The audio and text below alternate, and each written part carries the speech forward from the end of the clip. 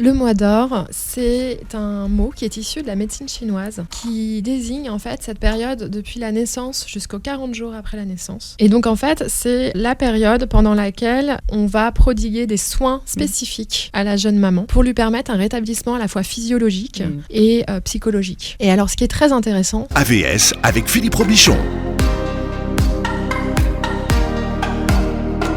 À votre santé, bienvenue et ravi de vous retrouver avec Nadia El-Bouga. Bonjour Nadia. Bonjour Philippe, bonjour à toutes et à tous. Sage-femme et sexologue. Nous avons invité ce matin Céline Chadela. Bonjour et bienvenue. Bonjour. Vous êtes journaliste spécialisée en bien-être, santé et spiritualité. Vous êtes la co-auteure de Le Mois d'Or, bien vivre le premier mois après l'accouchement aux presses du Châtelet. Et vous avez maintenant une deuxième version avec son cahier d'exercice. Alors, qu'est-ce qu'on appelle le mois d'or ? Alors, le mois d'or, c'est un mot qui est issu de la médecine chinoise et qui désigne en fait cette période depuis la naissance jusqu'aux 40 jours après la naissance, pendant lesquels... Donc, c'est un grand mois. Ouais, c'est un gros mois. Il y a les taxes, là. C'est un mois avec extension. C'est ça. C'est un mois, disons, qui fait deux lunes, deux périodes lunaires. Et donc, en fait, c'est la période pendant laquelle on va prodiguer des soins spécifiques à la jeune maman pour lui permettre un rétablissement à la fois physiologique et psychologique. Et alors, ce qui est très intéressant, c'est de voir qu'en fait, cette culture, donc on retrouve dans de nombreuses autres cultures, je pense à l'Ayurveda en Inde, au Maghreb, surtout le Portugal, en Afrique subsaharienne, aussi en Afrique, en Amérique du Sud, au Mexique. Et bien, en fait, ces savoirs-là, pour la plupart, ont été validés donc, par le docteur de Gasquet, qui préface d'ailleurs notre livre, et qui explique justement que ces 40 jours, c'est vraiment une phase importante pour la physiologie de la jeune maman et parce qu'il y a des enjeux gynécologiques à terme qui se posent et que du coup certaines pratiques comme la pratique de l'horizontalité, le resserrement du bassin, une nourriture spécifique, etc. prennent alors vraiment tout leur sens à ce moment-là. Tout à fait. Des enjeux gynécologiques et obstétricaux, parce que cette période-là, si elle est effectivement bien vécue, bien accompagnée, il y a une répercussion sur la grossesse et l'accouchement suivant. Et oui, et même, je dirais, sur les 20 ou 30 années, tout à fait. En termes d'incontinence, on parle d'incontinence, sans organes, de choses sympathiques comme ça. Donc, ouais. C'est le 4e trimestre de la grossesse, quoi. C'est ça. Finalement. Exactement. Les sages-femmes considèrent ce 4e trimestre que les gynécos oublient un peu. Ouais, vous connaissez peut-être Ingrid Baillot qui parle de la dégestation. Ouais. Et c'est une période de dégestation parce qu'en fait, c'est une période pendant laquelle la jeune mère se vide, se désimprègne d'un certain nombre de liquides, etc. L'allaitement aussi se met en place.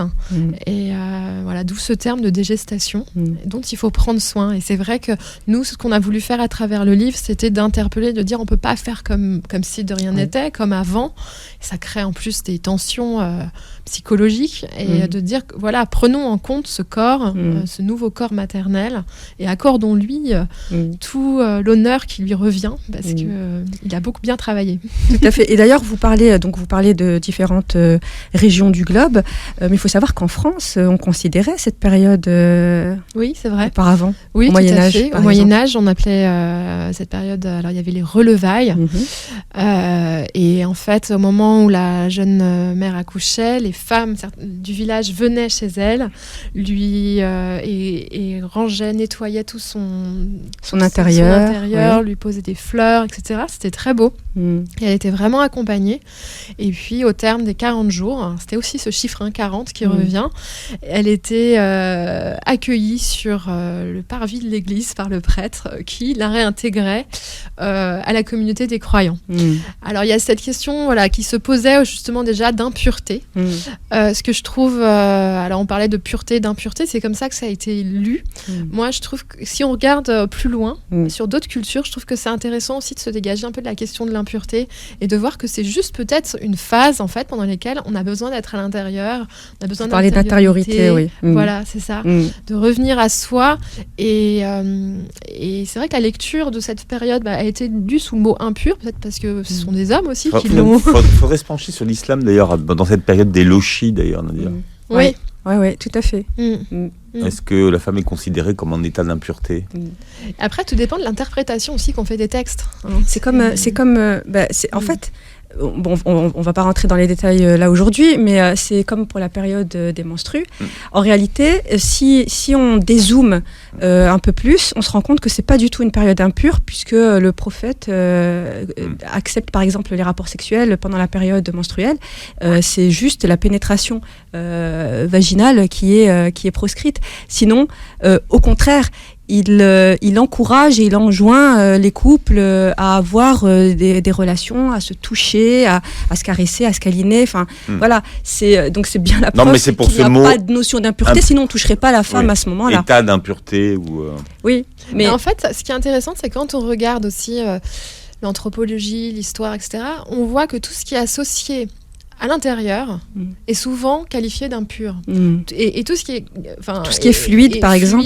Et même, par exemple, quand on pense la femme est bien en négatif de l'homme, vous voyez. Et il y a toujours cette question de négation, voilà, et qu'on lit sous la lecture patriarcale, voilà. On peut le dire. Oui, et je pense que ça joue beaucoup. Oui, tout à fait. Bon, ce mois d'or, c'est quoi ? C'est ce qu'on appelle le postpartum. Est-ce que c'est l'équivalent ou c'est pas la même chose ? On peut dire que c'est le postpartum parce qu'en fait, en tout cas nous, médicalement... pour tout le monde, ça veut dire quoi déjà ? Alors, postpartum, c'est plus long que le mois d'or. Nous, le mois d'or, c'est vraiment 40 jours. C'est les 40 jours. Alors que le postpartum, tout le monde ne s'accorde pas sur la durée du postpartum. C'est pour ça que je pose la question. Tout à fait. Ouais. Alors, on parle de 8-9 mois. Oui. Alors postpartum, ça veut dire quoi postpartum ? C'est la période en fait, la période post-accouchement. C'est ça que ça signifie postpartum. Ouais, partum en fait, ça signifie le travail. Donc c'est la période après le travail qui donne naissance au bébé. Voilà.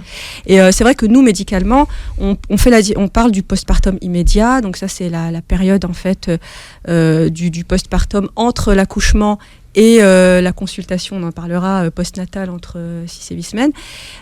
Mais en réalité, vous avez tout à fait raison. Cette période, on peut considérer qu'elle est beaucoup plus longue, en réalité.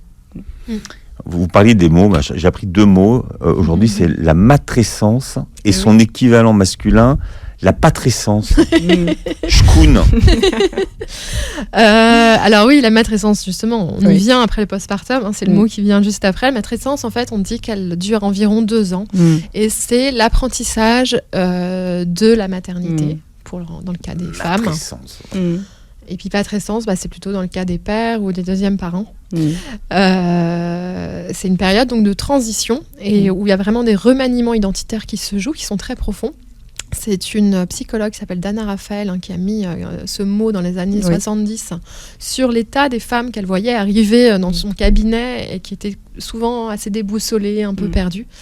Et donc c'est vraiment une phase pendant laquelle on est à la fois dans un apprentissage parce qu'il faut apprendre à être avec son bébé, à s'en occuper, etc. Donc il faut développer de nouvelles habitudes, ce qui n'a rien d'évident.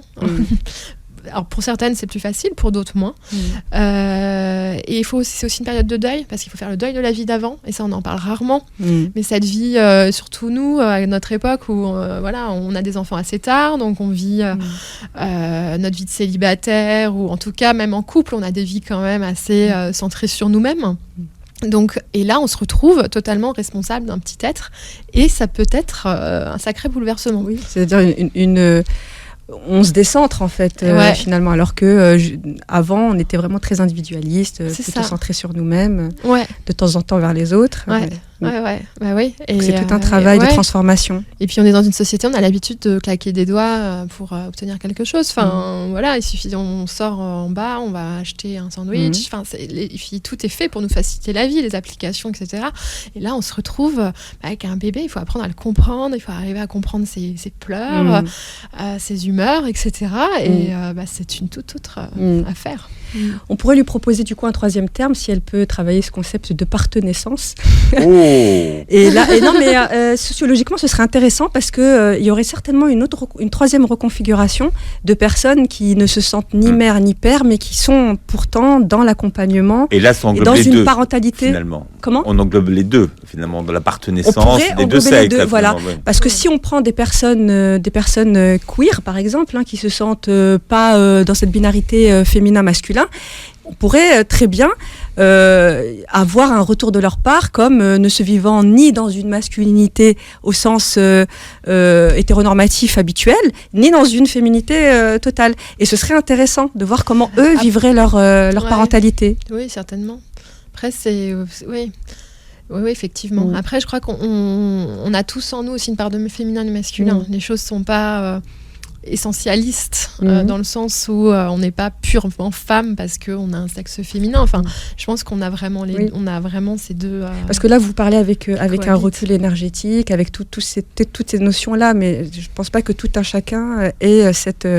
Quand on parle de masculin-féminin, les gens s'arrêtent à la génitalité féminine, masculine, homme-femme. Vous avez cette subtilité que malheureusement le grand nombre n'a pas. Oui, c'est possible.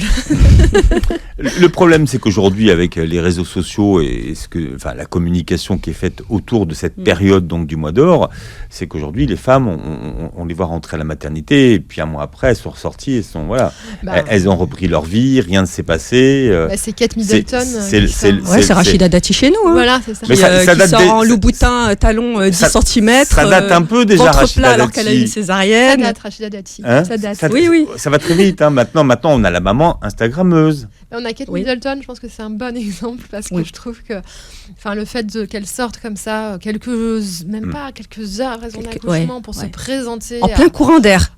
Oui, en plein courant d'air. grave. Devant tout le monde. Je trouve que. Et justement, nous, c'est ce qu'on explique. Elle n'a pas de mois d'or, elle a peut-être du personnel. Elle a du personnel et c'est ce qui peut-être lui permet justement de se montrer ainsi, de se permettre ça. C'est ça qu'il faut expliquer. Ouais, je crois que c'est ça. C'est ce qui lui permet. Après, ça reste. Moi, je pense qu'il faut être vraiment psychologiquement très solide aussi pour pouvoir s'exposer ainsi. C'est quand même pas rien dans une période où on est quand même très fragile encore. Ouais. Mais heureusement, Meghan Markle a fait totalement différemment. Comme quoi, il y a des traditions qu'il faut faire sauter. Oui, c'est ça. Je pense que c'est dans leur protocole. Oui, c'est un protocole royal. Ouais, c'est ça. Et puis c'est de l'image. Oui, c'est de l'image qu'on montre. Le futur roi. Ouais. Mais je crois que quelques jours d'attente ferait aucun mal et justement préserverait aussi ce mystère que la famille royale se plaît aussi à nourrir. Tout à fait. On parle de cette période de 40 jours. On aime bien parler d'hormones dans cette émission, mais finalement, ce qui se joue dans le corps de la femme, c'est quand même une question d'hormones. Donc, qu'est-ce qui se passe au niveau des hormones et quelles sont les hormones qui sont convoquées ? Vous parlez beaucoup de l'ocytocine. Hein ? Oui, alors nous, l'ocytocine, c'est notre préféré. Oui. Effectivement. Donc, qui concerne le père et la mère, ce que j'ai compris. Qui est sécrété chez l'homme et la femme. Alors, pendant au troisième, donc vous connaissez probablement, maintenant, tout le monde connaît le baby blues. Non, on parle peu du baby blues. Vous connaissez pas le baby blues ? Si, je le connais, mais c'est quelque chose dont on parle mal. Enfin, en tout cas, les gens savent peu ce que c'est que le baby blues, finalement. Alors, le baby blues, c'est important de le connaître. Parce que c'est cette phase pendant les 3-4 jours après la naissance où la jeune maman vit une chute d'hormones. En fait, c'est vraiment, c'est aussi le bébé n'est plus là. C'est aussi le syndrome du vide. Tout à fait. C'est ça. Et qui va, justement, il y a un tel bouleversement hormonal qu'elle peut se retrouver dans des états émotionnels difficiles, pleurer, tristesse, se poser 1000 questions sur son choix. Sans savoir pourquoi. Et c'est quelque chose qui nous traverse de manière très forte. Mais alors, moi, donc il y a une explication de l'état émotionnel qui est due à cette chute d'hormones. Oui, mais ça ne dure que quelques jours. C'est ça qu'il faut bien voir. Et souvent, on met sur le dos, en fait, des difficultés maternelles, le baby blues. Enfin, on met sur le baby blues difficultés maternelles. Alors qu'en fait, le baby blues ne dure que quelques jours. Si ça dépasse ce temps-là, si vraiment il y a un état de tristesse profond qui dure 15 jours, un mois, il faut aller consulter. Et là, justement, on est beaucoup plus dans la dépression postpartum. Et c'est quand même 15 à 20% des femmes. C'est pour ça que je dis, on confond toujours le baby blues avec la dépression postpartum, qui n'est pas la même chose. Exactement, il ne faut vraiment pas les confondre. Et malheureusement, c'est vrai que je trouve qu'encore même auprès des professionnels médicaux, on confond encore souvent ces deux. Oui, d'ailleurs, dans les livres d'obstétrique, vous lirez très facilement, baby blues peut durer jusqu'à 3 semaines et au-delà, Donc, comme quoi, il y a encore cette idée, effectivement, qu'un baby blues, c'est quelque chose qui peut durer dans le temps. Mais vous l'expliquez très très bien en disant qu'effectivement, il y a cette diminution, en fait, ce chamboulement hormonal, parce qu'il y a d'autres hormones qui augmentent et puis certaines diminuent, et qu'en fait, c'est un état transitoire. Après, le reste, c'est dû surtout à un contexte. Et là, on est plus justement dans la matrescence, le postpartum, etc. Et alors nous, justement, toute la clé qu'on essaie de transmettre avec le mois d'or, c'est que cette période de bouleversement hormonal, de difficultés, etc., parce que c'est quand même pas facile, même, je veux dire, au-delà du baby blues, s'occuper d'un enfant, trouver ce qui lui convient, etc., c'est quand même compliqué, surtout quand on est en rémission soi-même, qu'on sort d'un accouchement, c'est un exploit, que pendant 9 mois, on a nourri notre enfant, etc. Physiquement, on est quand même amoindri, il faut le dire. Et on doit répondre aux exigences d'un bébé qui a des besoins qui sont vitaux. Parce que, rappelons-le, un petit bébé, contrairement aux autres espèces, il est en dépendance totale vis-à-vis de son entourage. C'est ce qui fait quand même la différence de notre espèce par rapport à d'autres. Tout à fait. Et ça, je pense que, vous voyez, les femmes, elles ont cette intuition aussi, de dire, waouh, c'est une responsabilité de dingue, en fait. Et l'ennui aujourd'hui dans nos sociétés, c'est qu'on est quand même très seul avec cette responsabilité. Donc, éventuellement avec le conjoint. Et là, le congé paternité va être allongé, donc c'est bien. Mais voilà, donc il y a vraiment cet enjeu très important. Et nous, l'idée, ça va être de justement permettre à la maman de favoriser, et au père aussi, ou au deuxième parent, de favoriser des comportements qui vont aller dans le sens du tissage du lien avec le bébé. Et ça se fait pas tout seul. Il y a certaines clés. Et là, nous, l'idée, ça va justement être de favoriser l'émergence de l'ocytocine. L'ocytocine, qu'est-ce que c'est ? Donc souvent, on entend elle est décrite comme l'hormone du bien-être, de la satisfaction, du bonheur, de l'amour, etc. Mais en réalité, l'ocytocine, c'est d'abord l'hormone de la liaison, de l'attachement. C'est ça, du lien social. On parle de bain d'ocytocine. Oui. Baigne dans l'ocytocine. C'est ça. Et du lien social, mais pas pour rien, parce que c'est le lien social qui nous rend heureux. Et donc c'est aussi le lien avec notre bébé, quand on va réussir à créer ce lien, etc., qui va pouvoir déclencher ce sentiment de satisfaction. Mais pour pouvoir justement créer ce lien, il faut que la mère elle-même soit entourée. Il faut qu'elle-même, elle soit entourée, qu'on fasse preuve d'attention envers elle. Et alors, il y a quelques secrets qui existent pour sécréter cette ocytocine. Ça va être déjà la chaleur. Je ne sais pas si vous avez remarqué, quand il fait chaud, on est quand même beaucoup plus détendu. Là, c'est pareil, dans la situation de la mère après son accouchement, c'est qu'on va faire en sorte qu'elle soit vraiment dans un cocon, qu'il y ait toujours de la chaleur, donc on évite les courants d'air, on se procure un chauffage d'appoint si besoin, et on se crée son petit nid, vraiment c'est un petit nid, on se crée son petit nid de maternage avec des plaids, on boit chaud, on mange chaud. Alors ça, souvent on pose la question, est-ce qu'il faut manger chaud, même en été, etc. Donc moi je réponds que dans les pays chauds, souvent on continue de manger chaud, parce que ça évite à l'organisme de faire des efforts pour réguler la température. Et nous, justement, le but, c'est d'éviter le moindre effort, parce qu'on estime que la maman a déjà fait suffisamment d'efforts, donc on va... Tout ce qui est énergivore, on essaie de le mettre de côté. Tout ce qui est énergivore, et on va vraiment favoriser cette ocytocine, donc à travers la chaleur, à travers l'attention, à travers la présence. Donc c'est là que l'entourage aussi a un rôle à jouer, en étant attentionné, en la regardant, en lui donnant des mots doux, en faisant preuve de gentillesse. En la touchant. Ça peut être des massages, en faisant preuve de tendresse. Et Dieu sait qu'on est extrêmement vulnérable et sensible à toutes ces petites attentions à ce moment-là. C'est vraiment, les femmes sont à fleur de peau souvent quand même à cette période. Ouais, là, ce que vous dites, je pense qu'il y a beaucoup de mamans d'origine maghrébine et d'Afrique subsaharienne qui doivent dire à leur fille, tu vois, qu'est-ce que je t'ai dit, hein, le froid. Parce que ça revient effectivement. Couvre-toi. Ça revient très souvent.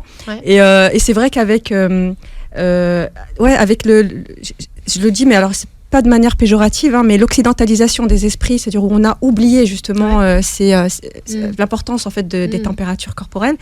Il y a cette idée de maman elle raconte n'importe quoi, c'est bon, le bébé il attrapera pas froid, moi j'ai pas spécialement froid, et donc on a effectivement déjà dès la maternité, on voit des femmes qui accouchent et qui sont en nuisette ou qui sont très très peu couvertes et du coup elles se rendent pas compte des conséquences qu'elles peuvent avoir par la suite. C'est ça, c'est ce que la médecine chinoise dit aussi, et elle parle vraiment d'ouverture du corps, et que le corps en fait il est vraiment ouvert parce qu'il a laissé passer le bébé et qu'il faut qu'il puisse retrouver ses limites.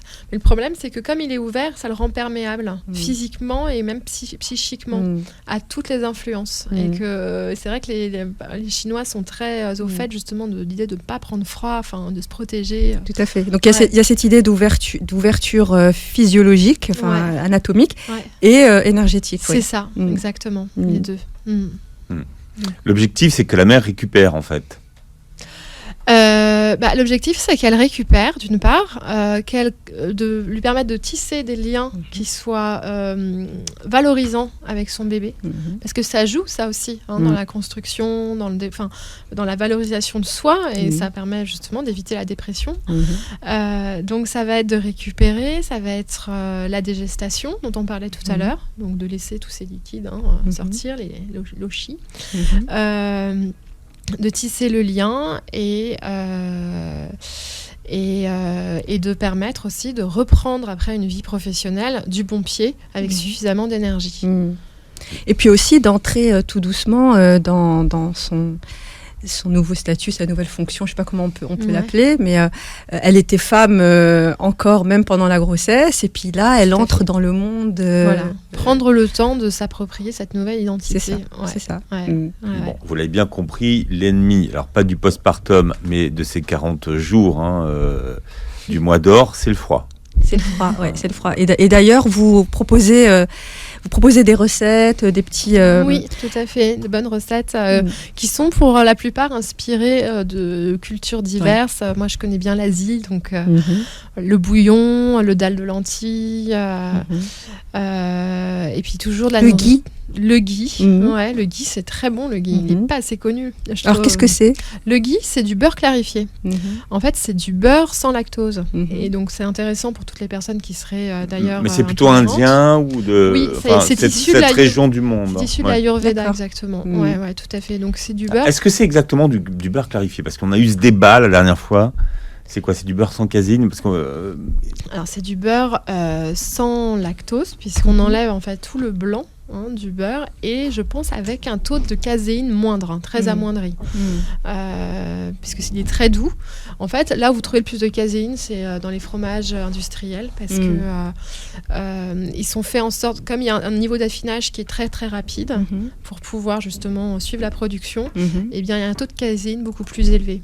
C'est ce qui expliquerait aussi pourquoi il y a autant de personnes qui sont intolérantes au lactose, et au laitage. Mais ça, c'est un point très important, je trouve aussi, dont on parle pas assez, c'est l'impact des laitages sur notre alimentation lorsqu'on allaite. Et il y a énormément de bébés qui deviennent allergiques ou intolérants. Tout à fait. Et ça crée quand même, je trouve, beaucoup de difficultés quand il y a des problématiques de RGO, etc. C'est difficile pour les parents. Là, on est vraiment... c'est compliqué. Bon, le ghee, c'est G-H-E-E. Oui. G-H-E-E, tout à fait. Vous devez le trouver dans certaines épiceries, d'ailleurs. Alors, vous trouvez dans certaines épiceries, mais franchement, l'idéal, c'est de le faire chez vous. C'est très facile. Vous voulez que je vous explique ? Oui. Il y a plein de tutos. Moi, j'ai découvert le ghee, oui. Vous prenez une brique de beurre que vous faites fondre à feu très doux dans votre n'importe casserole. Quel beurre ? Je conseille plutôt le beurre bio, évidemment. Mais bon, c'est pas à donner non plus, c'est 5 €. Donc, mais voilà, vous prenez une brique de beurre, et vous la faites fondre tout doucement, et ensuite sur votre casserole vous mettez une sorte de petit filtre. Donc moi par exemple je prends des petits sacs en tissu très fins, qui sont propres. Je les passe sur la casserole, et ensuite je renverse la casserole, je mets je mets un récipient en dessous, et ensuite, le beurre est naturellement filtré par le tissu. Voilà. Et ça donne le ghee. Et ensuite il durcit. Vous pouvez le mettre dans un pot, et il a une durée. Vous n'avez même pas besoin de le mettre au frais. Du coup, ça peut durer un mois, entre 1 mois et 2 mois. D'accord. Ouais. C'est pas mal. C'est presque du beurre clarifié. Et en plus, il paraît que c'est très intéressant. Je crois que il a beaucoup de vertus sur le plan de la santé. C'est très intéressant. D'accord. Ouais. L'alimentation, elle aussi, tient un rôle important. Oui. Quels sont les aliments à privilégier pendant cette période ? Alors, pendant cette période, on va privilégier quand même tout ce qui est liquide, tout ce qui est donc facile à digérer. Donc, pendant les premiers jours, on va favoriser le bouillon. On va essayer vraiment de se nourrir de bouillon. Donc, bouillon de poulet. Si on est végétarien, bouillon sans poulet, du coup. Donc, un peu. Alors, on peut essayer de manger un peu de tofu à côté pour avoir quand même des légumes, des protéines. Ensuite, moi, je préconise des soupes. Des soupes de légumes avec une petite tartine à côté, voilà. Et puis, donc, on va favoriser le matin, par exemple, des porridge. Mais voilà, on va essayer de faire en sorte que ce soit quand même toujours chaud. Donc, des porridge avec de l'avoine, avec des laits végétaux, avec des fruits secs, bien sûr. On va éviter les fruits crus, frais, qui sont parfois trop difficiles à digérer encore. Oui. Ouais. Donc, on va vraiment favoriser le cuit, donc les légumes toujours cuits, en purée c'est parfait, en soupe aussi, les bouillons, voilà, et ça vraiment, je pense, moi, sur les 15 premiers jours, c'est vraiment le régime à adopter. Et puis après, progressivement, bien sûr, on peut s'écouter, voilà, si on a une envie de sushi, prenons des sushis. Mais en tout cas, dans les règles de l'art du mois d'or... Si on allait, je suis pas sûr que bébé kiffe trop les sushis. Oui, ça dépend à quoi. Le goût des sushis, vous avez des poissons fumés, des trucs comme ça. Bébé va pas kiffer trop les sushis. Ouais, je sais, mais disons que l'idée c'est aussi que la maman kiffe les sushis. Ouais, c'est ça, parce que plus la mère sera bien, plus le bébé bien. Après s'adaptera en fait. Ouais, après, c'est vrai qu'il y a des goûts. Par exemple, on va éviter tous les choux. On va éviter les choux de Bruxelles, les choux-fleurs, même les brocolis, etc. Tout ça, on va éviter parce que bébé n'aime pas et surtout, ça lui crée des petits problèmes digestifs. Donc, des coliques, etc. Et donc, après, il faut gérer les coliques, les pleurs, etc. Donc, en fait, l'idée, c'est vraiment de créer des cercles vertueux. Si on mange bien, ça se passera bien. Nous, déjà, psychologiquement, on se sent mieux parce qu'on a une nourriture qui est réconfortante. C'est vraiment l'objectif, que ce soit réconfortant. Donc voilà, on va pas se contenter de pâtes avec du ketchup. Non. Vraiment, on va essayer de se nourrir bien avec des lentilles. Alors, les lentilles corail, c'est très bon. D'ail de lentilles avec un peu de lait de coco. Voilà, ça c'est parfait. Et puis ensuite, le bébé, lui, justement, il y a vraiment une incidence quand on allait sur le bébé. Donc ça, c'est très important. Et c'est vrai que y a ces questions quand même de coliques. Et moi, je trouve que c'est important dans la vie de jeunes parents parce que quand bébé pleure plusieurs heures, c'est difficile. Donc ça peut désorienter d'ailleurs les parents qui savent plus en fait. On sait plus quoi faire. Tout à fait. Ouais, on sait plus quoi faire. On essaye tout. Et souvent, ça tient parfois aussi juste à l'alimentation. Donc, moi, par exemple, j'adore les pois chiches, mais on va éviter les pois chiches parce que les pois chiches provoquent des gaz. Donc, voilà, très liquide, très doux, très réconfortant. On se prive pas si on aime les sucres naturels. Si vous les laissez bien tremper, quand même, on devrait pouvoir. Et un peu de bicarbonate sur les pois chiches, vous gagnez 50% sur la flatulence. C'est vrai ? Oui, alors là, je peux vous dire. Ouais, parce que moi, pourtant, je l'ai fait, mais... Si on gagne 50% sur la flatulence, alors... Nadia, qu'est-ce que vous en pensez ? Je pense qu'il y a tellement d'autres choses que la femme peut manger pendant cette période. Non, mais c'est 50%. Moi, je connais peu de femmes qui ont des envies de pois chiches, mais bon. Si vous mangez du houmous... vous l'incorporez à vos currys. Si. Mais bon, comme quoi, je me dis, c'est peut-être la nouvelle génération a envie de pois chiches, moi, on sait pas. Non, mais parce que le pois chiche, c'est intéressant. Par exemple, si vous êtes végétarien, vous ne mangez pas de viande, c'est intéressant de l'incorporer dans des currys, dans différents plats comme ça préparés. Donc voilà. Bon. Il y a quelque chose que vous évoquez qui plaira beaucoup à Karima Chadibaou qui nous écoute, mais c'est ce qu'on appelle le féminin sacré. Et vous parlez de la méditation du féminin sacré. D'abord, qu'est-ce que c'est que le féminin sacré pour tout le monde ? C'est pas forcément le sacré féminin, déjà. Oui, qu'est-ce que le féminin sacré? C'est une bonne Comme question. femme sage, c'est pas forcément sage-femme. C'est pas ça, exactement.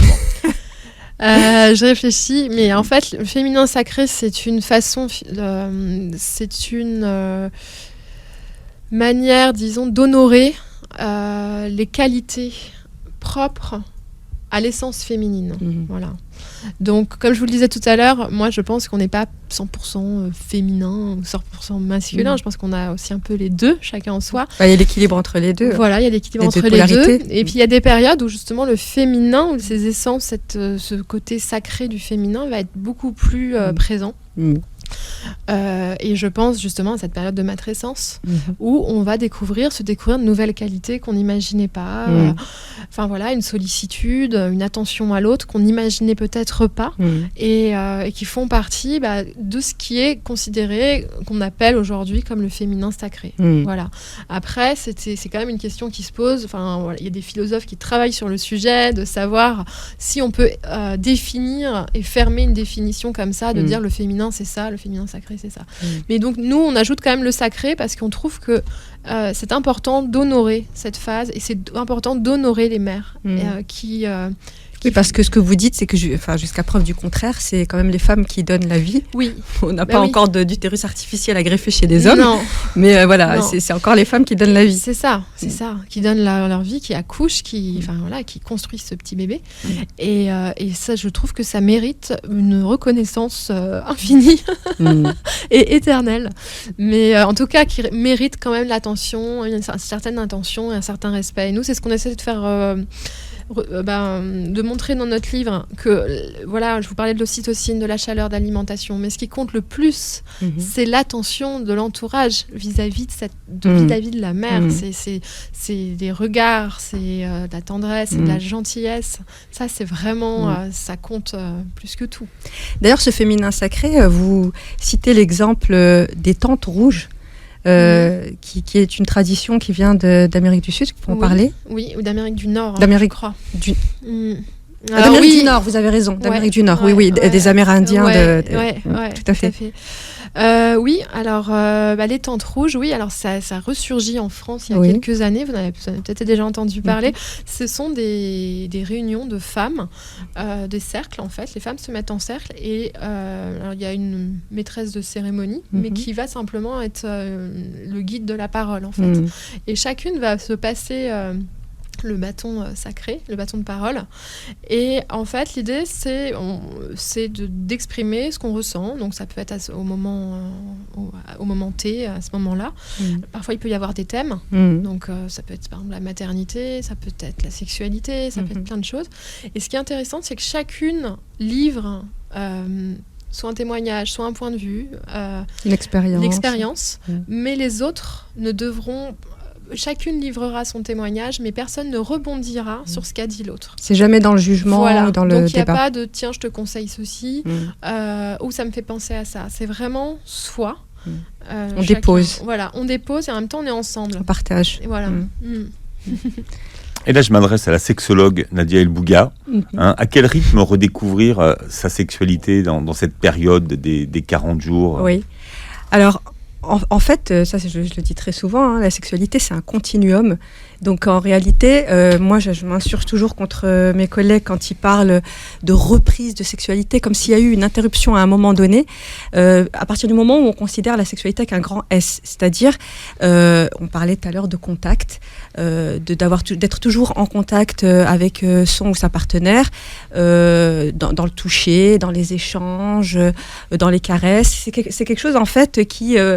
préexistait finalement à la grossesse et qui se poursuit pendant la grossesse et pendant le postpartum. Donc finalement, pendant le mois d'or, si vous voulez, et ça c'est encore une problématique sociétale, c'est quand on parle sexualité, on entend génitalité, on entend pénétration. Donc en fait, les gens sont focus là-dessus, alors qu'en réalité, dès le départ, il y a toujours eu cette sexualité. Et vous le dites en filigrane dans votre livre tout le temps, parce que quand on contacte l'autre, on est dans la sexualité, quand on contacte son partenaire, le compagnon ou la compagne qui est à côté et pendant que vous allaitez, qui vous prend dans ses bras ou qui vous caresse les cheveux à ce moment-là ou qui vous regarde, eh ben, ça fait partie de la sexualité.